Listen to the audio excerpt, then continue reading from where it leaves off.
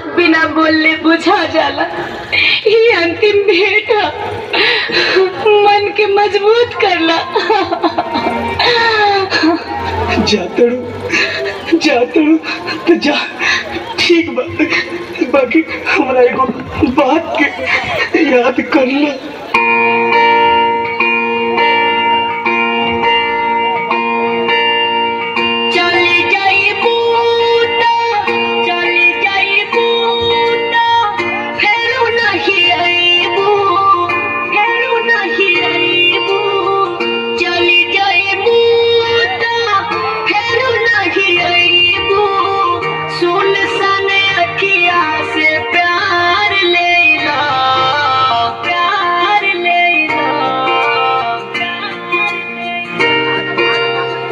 मेहंदी समझ के तू सजई हो, छतिया से खुनवा हमार लेला।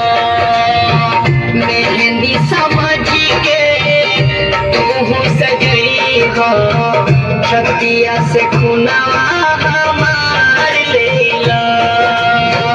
चली जाइबू तो फेरो नहीं आइबू, चली जाइबू तो फेरो नहीं आइबू। सुनसान अखिया से प्यार लेला। मेहंदी समझ के तू सजई हो, छतिया से खुना हमार लेला।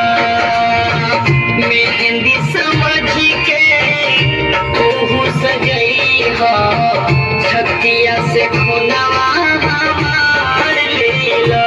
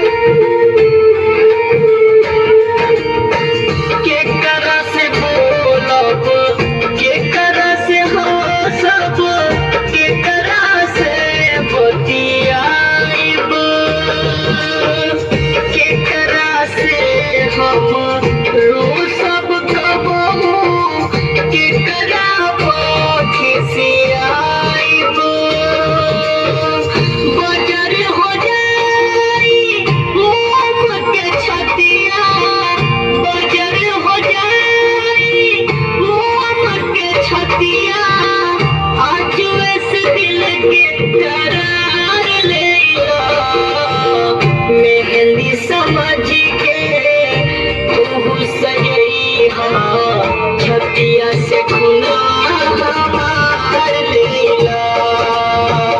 मेहंदी समझ के तू सजई हो, छतिया से खुनवा